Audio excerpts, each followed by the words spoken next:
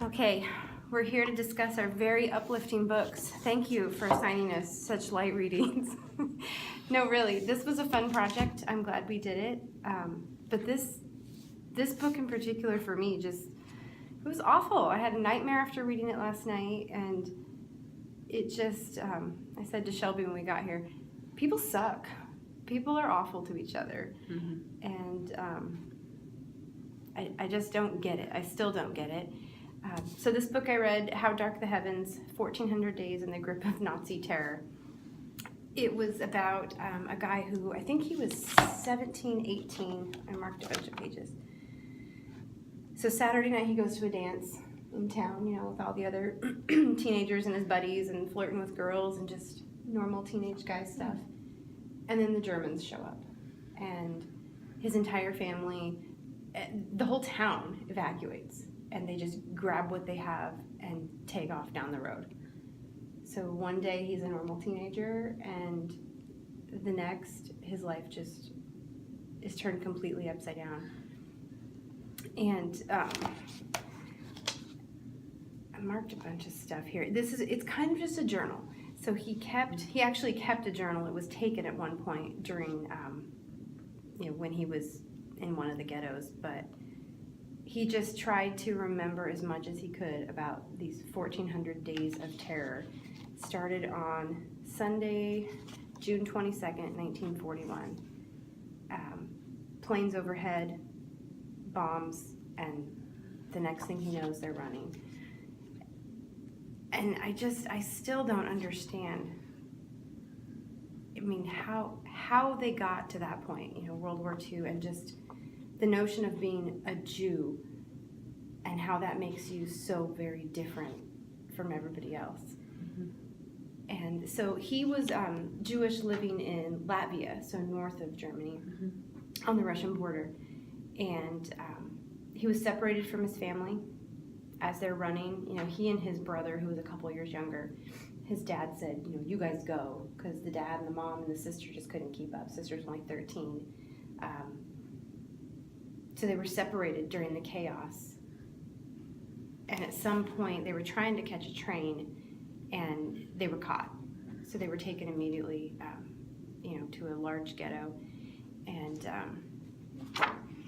that's where it started. He was only on the road for like a day or two. And his whole journal, the whole story is just survival. And the ways in which every day they had to make decisions to stay alive, who they associated with, lying about their occupation. Yeah, I'm a carpenter, I can work. He had no carpentry skills.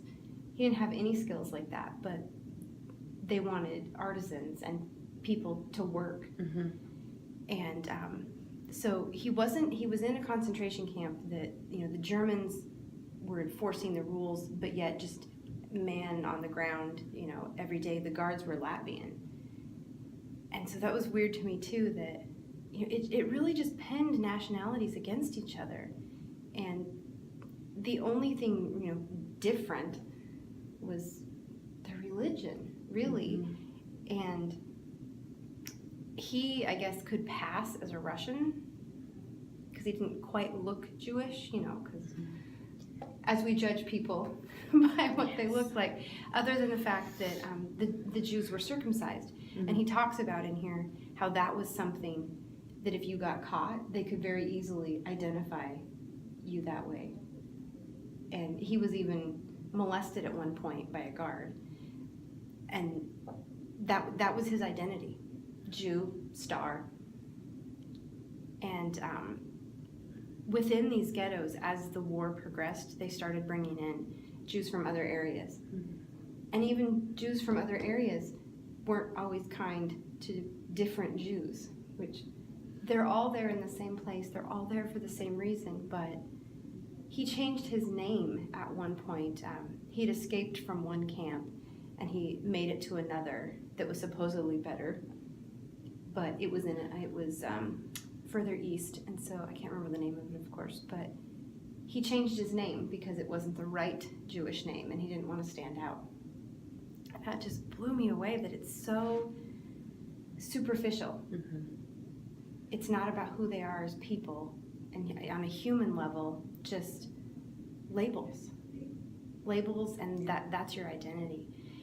He escaped at one point from one of the camps, and there were groups of people living in the woods around the camp that were, resistance fighters, essentially, partisans they called them. But most of them were Russian and Latvian, and he's Jewish. So even though they're fighting the Germans, he's still on the outside. And he was allowed to be friends with them, kind of, for a while, until one night the Germans had moved in closer and they were all running and trying to get away, and the commander said, oh, we need to break down into smaller groups. And I know I flagged that page somewhere, but we need to break down into smaller groups. And by the time he realized how these groups were being broken down, he just pulled all the Jews aside and said, you guys are on your own, essentially. Because they didn't want to get caught with Jews, if they were going to get caught at all. At least not with Jews. Some of the stuff that really stuck out to me in here, though, was just, no matter how awful his circumstances were, I mean, half a piece of bread to eat for the whole day and just being worked to the bone, the little things that still gave them any sense of happiness or motivation to move on was just things that are so very human. Mm-hmm. Love and companionship and friendship and just being with other humans. He met a girl in one of the camps. She was doing laundry for the soldiers, and he kind of started dating her, I guess, for lack of a better term. And then his buddy, who he met in the camp, was dating the older sister. And then the parents, every night they all had dinner together as a family and took care of each other and clothed each other, and they helped the men escape. He didn't want to leave her there in the camp alone, but there really wasn't a lot of options, because they were every day, every other day. They never really knew. And the Germans would line everybody up and just kind of go down the row, and they'd take a bunch out. And he was actually in line one day as they were taking people out and just shooting them, in front of these giant ditches. Mm-hmm. And the only reason that he survived that day was because there were too many bodies. The ditch was full. So everyone else in line, they just turned him back. So the whole book, he somehow escaped. There was one point when he was running away the night that he was out in the woods, and they had said, you Jews go away, do your own thing, we're running on our own. At one point, he and his buddy were so exhausted that they just said, screw it, we're either going to die or we won't. We cannot run anymore. So they walked. And somehow they just walked through this line and not a bullet hit them. Wow. And he's like, we must be meant to live through this. Mm-hmm. And it was just, the whole thing was heart-wrenching. Of course, you go through just all the torture and the starvation and the lice and those things, but that wasn't really what stood out to me. Those are the things you see in the movies and you hear, and you know what happened, and it's awful and horrible, but I was really trying to look past that and just look at what made people, and I don't understand, but the hate between different groups just based on who you are. Mm-hmm. There were a few, obviously, soldiers who weren't horrible to them and helped them escape and helped get them food, but for the most part, I just don't get it. I guess what I've learned from it is that I don't understand. I just don't understand how people can treat other people like animals. And that's what it amounted to, is they didn't even see them as humans anymore. Yeah.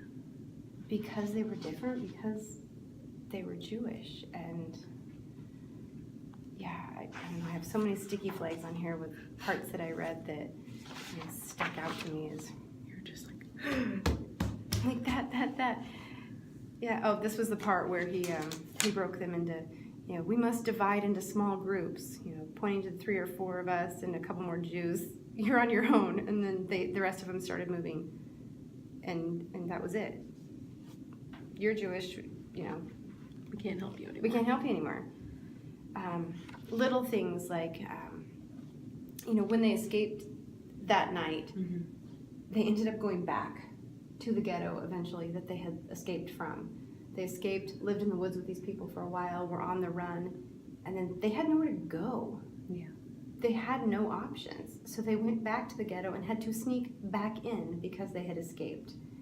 And it was, little things like somebody was a barber. Somebody within the ghetto was a barber and cut their hair. And he writes about how embarrassed he was, for weeks knowing how he looked. Because he'd see his friend and he's like, my friend's a hot mess, so I know I must be too. Right. But just to be human and want to be clean and presentable and just to have all those things taken away from you, absolutely no dignity, not treated like a human being at all. There was a section in here. This was, he escaped again. So he escaped, went back to the ghetto because he had no choice. And then they were evacuating people because the Russians were moving in and they were moving everybody to another camp. And so he snuck out again. And when he got to the other one where he had to change his name because it wasn't the right Jewish name, he was talking about they had, they called it Black Friday, the day that most people, adults were at work, and they came in with a truck and rounded up all the children and just took them. I can't remember how many he said, how many hundred children there were. And they, lied and said, of course, we're taking them somewhere else where they're going to be safer. But they just ripped away, I think it was 800 or 1,000 kids. Just took these kids. 850 people were taken away, most of them children. As if these people's families didn't matter. They segregated the women and took the children away. And if you were too old to work and too sick to work, you just didn't matter. And I just don't understand how anyone can look at a family, mom, dad, kids, and this loving family, and be okay destroying them and not recognizing them as a family.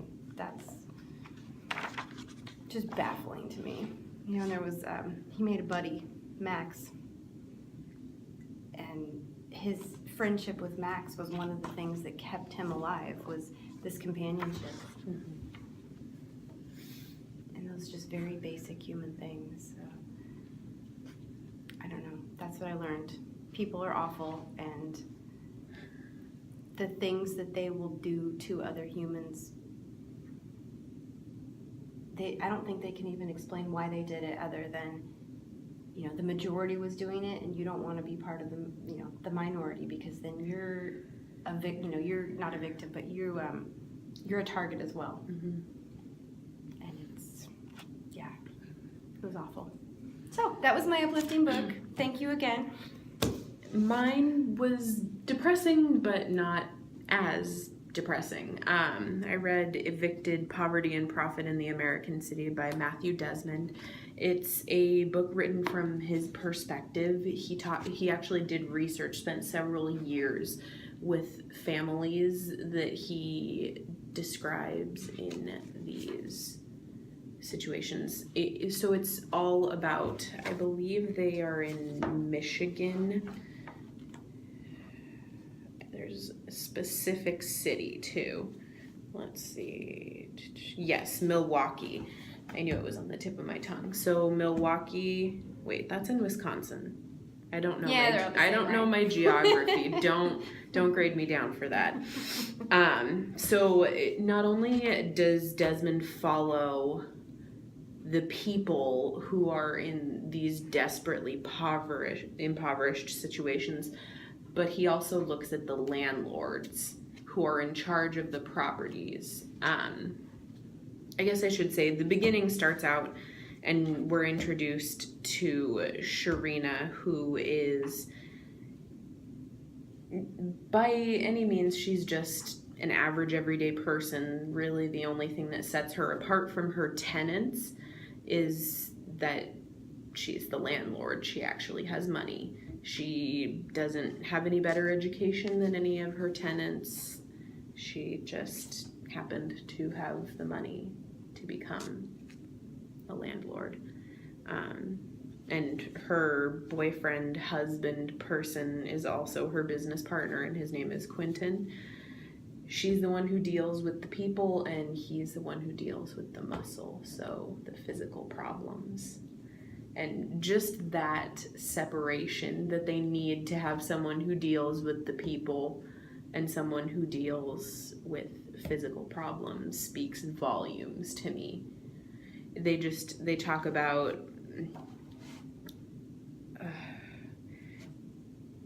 it's just so depressing. Like they first do try to humanize the landlords. They talk about the business of being a landlord and how they have to be the way that they are because they have bills to pay too. That there was no hedging in this business. When a tenant didn't pay $500, her landlord lost $500. When that happened, landlords with mortgages dug into their savings or their income to make sure the bank didn't hand them a foreclosure notice. And I mean, this is written around the time of the stock market crash in 2008. And I knew things were bad. I wasn't very old when it happened. Well, that was 10 years ago? Almost. I was like 10 when that happened. So I didn't fully understand what was going on. I saw the effects trickling down, but this is just, the only way I can describe it is absolute and complete abject poverty. And he follows a couple specific people. The guy writes in such a compassionate manner that it's almost hard to remember that he's a man. Mm-hmm. Like, you can really feel these people's struggles. The first one we meet is Arlene, and she has 2 young sons that she's taking care of on her own. Their father isn't in the picture after he was the reason she was evicted from a home that she really liked, because he was beating down her door and her neighbors called the cops on her. And when you called the cops, the landlord got in trouble. Right. And so if you called the police more than 3 times in, I believe it was like a month period, they started charging the landlord for each subsequent call to the police. Only in the north and south, the north side and the south side, which were both mostly exclusively Black and Mexican neighborhoods. And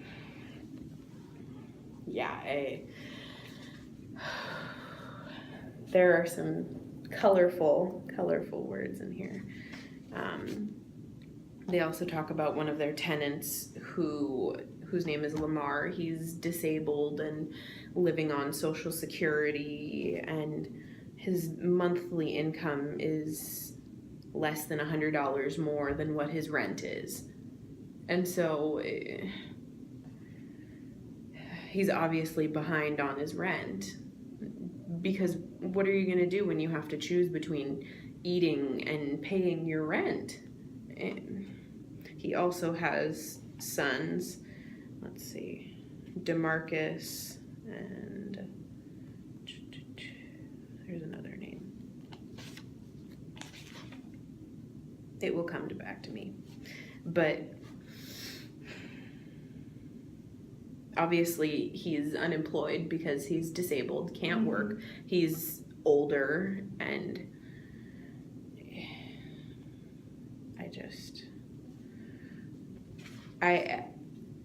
every time I read this, it just broke my heart a little bit more, because you become attached to these people. You see the cycles that they get into, like Arlene, for example, because she goes throughout this entire story. In the beginning, she's got this really nice situation, and then she's evicted, and so with evictions, it's harder to find another place to live, and you keep having to settle for even more substandard living conditions than you would have had you not had that eviction on your record.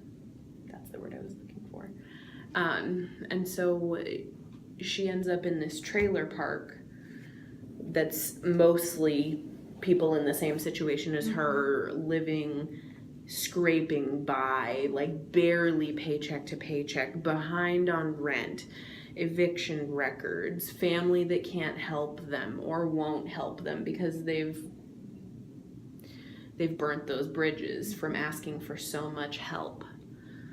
And it comes to a point where Sharina, her landlord, hands Arlene a tax bill for the property that was condemned that she lived in. So the police were called and the housing authority got involved in it too, because when the police were there, she told them that her water wasn't running and she just wanted the landlord to fix it. Well, they condemned the property.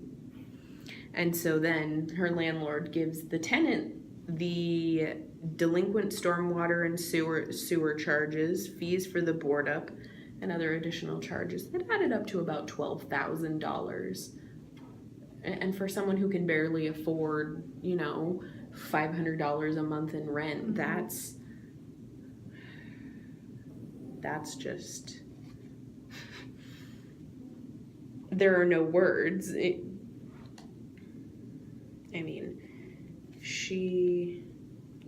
This is really one of the eye-opening parts. Arlene figured she had rented 20 houses since turning 18, which meant she and her children had moved about once a year, multiple times because they were evicted. But Arlene's eviction record was not as extensive as it should have been. Through the years, she had given landlords different names.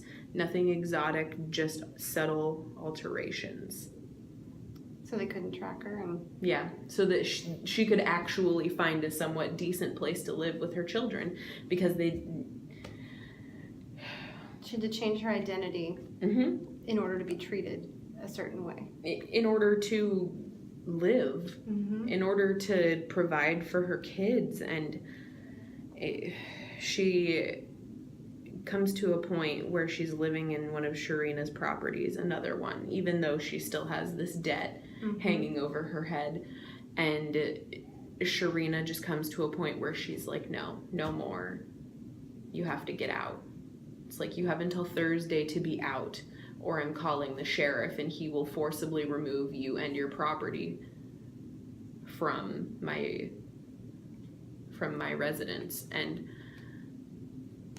this happened so often. And when they did call the police and had their belongings removed by a sheriff, those belongings got tossed in a storage unit, and if they couldn't pay for the storage unit, they lost everything they had.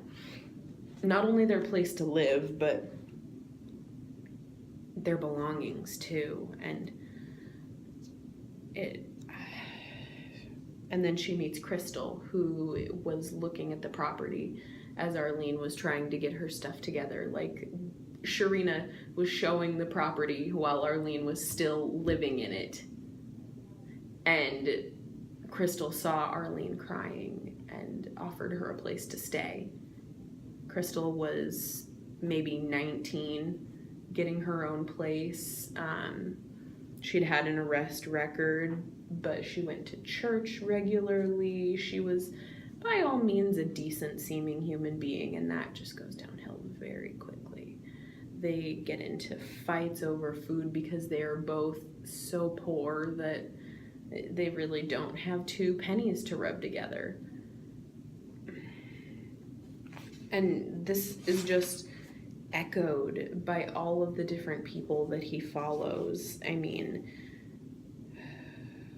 there's actually a couple that was in here. Let's see.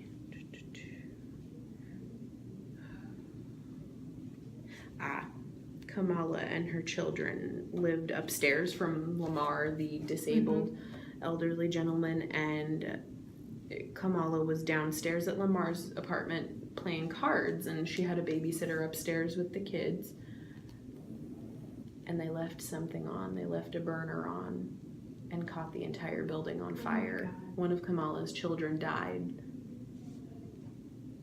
because they couldn't get them out fast enough. And they didn't have money for a funeral. And some of them turned to drugs in this situation just to find some sort of comfort, some sort of semblance of a normal life. And some of them turned to religion. And I found that the ones who did tend to turn toward religion rather than drugs were the ones who were more likely to get out of poverty. There's one person in particular that didn't get out of drugs. He got clean, went to rehab, and then got thrown right back in. But he made it out. He's one of the rare stories. And it's a vicious cycle. It is. And then the children are switching schools all the time because they're moving all the time. And so they fall behind in school. They're not making friends. No stability, no structure. Exactly. And so it really opened my eyes to how horrible of a problem this is. And I mean, I thought rent was out of control here, but you see these people who, and it's a vast majority of the city in Milwaukee because industrial businesses have moved out, there's no jobs, so it's just a continuing cycle. And if you don't have the money, you can't get out of Milwaukee. I mean, what are you gonna do? Right. And people just really bond together in these situations, and they take care of one another. Like you said, that Sydney bonded together with strangers. You have no choice. Exactly. And I did see some of the treating people differently, even though they really aren't that different from you. Yeah. Most of the people he follows in here are either poor and black, or they are poor and white. And the consensus among all of them is that they don't want to live in the poor Mexican neighborhoods because they are somehow they're better. A different kind of poor. Yeah. It's like they are somehow better than them because of their skin color. The white people and the black people had absolutely no problem living in the same neighborhoods as one another. But not the Mexicans. They're the wrong kind of poor. Exactly. It was like, I what? don't understand. It's like, what? You're the wrong kind of Jew. You're the wrong kind of poor person. It's just, you hear a theme of, survival. Yes. This is what, 70, 80 years, is it that long ago? It is, isn't it? But still, you can't have people thrive without support and a stable home and food and just the most basic of necessities. Yes. You're living somewhere without water. Without working plumbing, without cooking supplies, without, without heat. I imagine in these cities, in winter. Right? Yeah. These people have no shoes. They were talking about people here having to stand out in the cold with no shoes. And the guards, these people can hardly move. They're so malnourished at this point. Lazy, you lazy Jew. Yeah. Was there a theme at all in there of, people that they didn't want to work or they didn't want to get better? Or the reason they were in these circumstances is by choice of some kind? So a lot of them had like mental issues so that they were unable to work, and that's why they received Social Security income, but that's not anything to live on. No. I mean, even now it's not. My stepdad is 65 and has lived off of Social Security for, I want to say, almost 8 years now, and my mom working is the only reason why we're not, underwater. You can't, without just the most basic of necessities, you can't thrive. People can't thrive. They can't get ahead. It's just a continuing vicious cycle. And I think that notion of privilege, yes, shows. I I marked it on these pages, talked about being treated so crappy by, the Lithuanians and the Latvians, and because in those particular circumstances, those people were in a role where they had power over somebody else. Yeah. And I don't know, I marked it on one of these, but that's what he was talking about, and it stuck out to me from the article that we read, that privilege, isn't this notion of, just because, you have a silver spoon in your mouth or whatever. It's not that. It's who has the high ground, who has the power in whatever particular relationship that might be. Yes. And, the wrong kind of poor.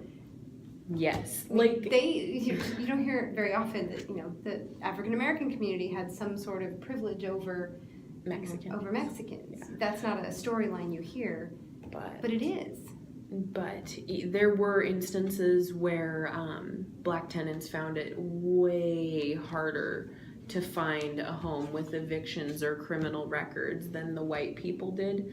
I remember there was a part where Arlene was looking for a new place for herself and her boys, and she called almost 100 different places, and people would turn you away for kids, eviction records, and it only took one person to say yes to actually, get you out of the cold, get you out of a shelter, get you out of, an abusive living situation. And sometimes I felt Arlene's struggle of just not feeling like that day was ever going to come where somebody was going to give her a chance. Yeah. I mean, and she understood why they didn't want to give her a chance, because she knew she wasn't going to be able to pay the rent, but she just needed somewhere. But where did you go? Stay. That's what. Exactly. Where do you go? He had no choice. He went back to the ghetto. Yeah. And snuck back in because he had nowhere else to go. And you have to have somewhere to live, some sort of shelter. Mm-hmm. I found the part where I was talking about where the German was yelling, you lazy dogs, as these Jews are dying and can hardly move and starving to death, but they're lazy. What worthless shit you all are. And then it's talking about, the clothes he's dressed in, and he's smoking. And his whole stance proclaimed that he, a German, was made of wholly different stuff from us. He seemed to be one of those little men who suddenly find themselves with power over people and enjoy every minute of it. Just disturbing. It's, that we put people in boxes the way that we do based on certain, characteristics or, poor, lazy labels. And once you've labeled something, there's no going back. No, I think that's a huge problem in and of itself. And it's human nature to want to categorize things and make things make sense. But labels, tidy and fit in their little boxes, but people, and stay in your boxes. But people don't work like that. No, people are humans. Mm-hmm. We're all different. We're all our special little snowflakes. I think I try. I mean, we all do and say things without even thinking about it. Absolutely. Trying to focus on the pieces that we have in common versus looking for the differences. Yes. Because at the very basic root of it, we're human. We need shelter. We need food. We want companionship. We want, we need compassion. Yeah, just for, I don't know. Do we always have to put another group down or make sure that does there have to be a hierarchy? I mean, I know that it's never going to be, everybody equal, right. Fair and equal are different things and all that, but how do you get past putting somebody down so far in order for yourself to rise up? I just don't know that it doesn't seem like it should be necessary. No. So that's what I learned. People are awful. People are awful, and you gave us depressing books. But moral of the story. Yeah, I think just more than anything, continuing to talk and be aware of the things that we all do and say. Yes. And, the assumptions that we make without even thinking about it. Yes. I mean, they're so ingrained in us. I read an article today, actually, it was a blog where Mm-hmm. some lady was writing about raising her child without religion. And then it was quoting a study, and I can't remember what the study was, but they took like 40 or 50 kids, you know, from all these different backgrounds, Mm-hmm. and some, you know, Muslim, Christian, atheist, you know, and they asked them all the same questions. And it was interesting, the results of the study were the kids who were not aligned with any certain religion came out as being the most compassionate, the most understanding, the most, they had them, you only have so many pieces of candy, there's not enough for everybody kind of thing, what do you do? And those were the kids who were more inclined to share. Mm-hmm. And even though they had only so many, giving away what they had. And they found that some of these other kids thought differently before they passed it on, as if, can I give it to this person because is she, you know, does she align with this certain belief that Does she deserve it? Yeah. Mm-hmm. And it's like, who are you to determine? Yeah, making these moral determinations at a very young age. And I think that's a big piece is how we raise our children. Yes. Because that stuff sticks with you. And, you know, in here, you know, they talked about, here's all these Jews on these cattle trains, essentially, you know, dressed in the striped outfits, shaved heads, dying, and little German kids riding their bikes and out playing and just staring at them, and not even looking like it was a big deal. Like that, it didn't stun them that this was happening. You have to, because that was normal for them. It's okay to treat people that way, and that one stuck out to me too. They were at a train crossing, so I think we have to break down some of those walls and those boxes and just be aware, because we all are human on some level. We've got to find that connection. We've all got to remember to check our privilege. Seriously. So I think, this has been a good class. I liked this project a lot. Thumbs up. This was good. I'd like to hear what other people, you know, what they read and if it was as depressing as our books. Yeah, right. Did you just want to crush everyone's souls or just ours? All right. Thank you.